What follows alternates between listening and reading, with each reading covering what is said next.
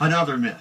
Government can run the post office like a business. We deliver. They buy commercials like businesses do. We deliver. But real businesses can't lose billions every year. 16 billion last year.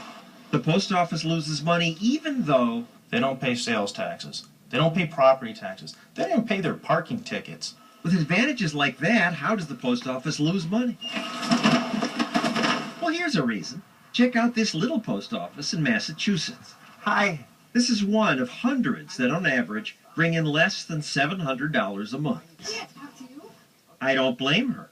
But a real business would close a store that can't cover even her salary, let alone other costs. Never mind that. Congress says post offices must serve all of America. But there's another post office a mile down the road. In fact, there are 5 others within a few miles. Why do they need so many so close to each other? Even the locals see the excess. They should be cut back to probably a couple. There are a bunch of post offices around. I think it's kind of silly. Close these post offices. We're working on it. And what do you mean you're working on it? A business just does it. we're expected to operate like a business, but Congress has not allowed us the flexibility to operate like a business. Mickey Barnett is chairman of the Post Office Board. On your website, you say, since Ben Franklin, the Postal Service has grown and changed with America. But you don't change. You're a government monopoly. You barely change. 250,000 fewer employees than we had. But you don't fire anybody. Nope. If government did fire people, the big government media would say things like this. They are hell-bent on seeing the U.S. Postal Service die. So the managers just wait for workers to quit or retire. Attrition is kinder. That's why you do it? Well, we have union contracts that also have no layoff provisions in it and so forth. How can you run a business that way? It's part of being a quasi-governmental entity that's how the cookie crumbles. That's your tax money that's crumbling. Private delivery services like FedEx continue to thrive while the Postal Service bleeds billions. FedEx, UPS, and others make billions because they innovate and cut costs. GPS. Postal officials like Mickey Barnett try to do that. Try to close money losers like these. Why weren't they closed long ago? Political pressure. Congress can kill any major change. Close post offices? No way. Save billions by adjusting benefit payments? Not a chance. So these politicians aren't dumb. What are they thinking? Well, they're thinking about re-election.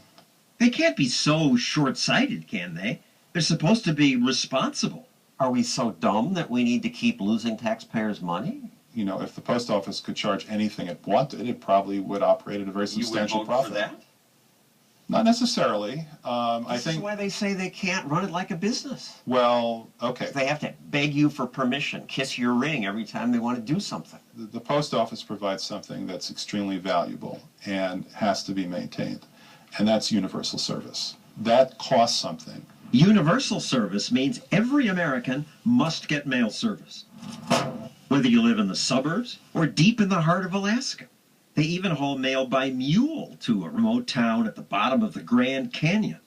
As Senator Franken says, It's in the Constitution. but it isn't. The Constitution says Congress has the power to establish post offices. It doesn't have to, and it doesn't have to deliver mail to all of America. People living in rural America aren't living there by force. If you go back to the history, it was private carriers that picked up the mail from the post office and took it the last mile, or else people came out to the post office and picked it up. What we have today is an invention of Congress. Who says there needs to be universal service? If I live way out in the boondocks, I can get email. There are countries a lot poorer than the United States, including the Congo, that try to provide universal mail service to everybody. But in the private sector, if they keep losing money, they go out of business. In your government, I have to pay forever. I don't represent John Stossel in Congress. Overwhelmingly, people don't want post offices closed. They don't want to cut in Saturday delivery. Overwhelmingly, they are short-sighted and they want free stuff for themselves. Aren't you supposed to be the grown-up who says, you know, in this case, you can't have it all? I don't feel any sort of moral compulsion to shut down post offices when they don't want them shut down. The public disagrees with you. They do. Most people don't want their post office closed. Not this one. It seems like too much, but they're convenient. Yeah, there are a couple that I don't understand why they're still open, but this one definitely has to be.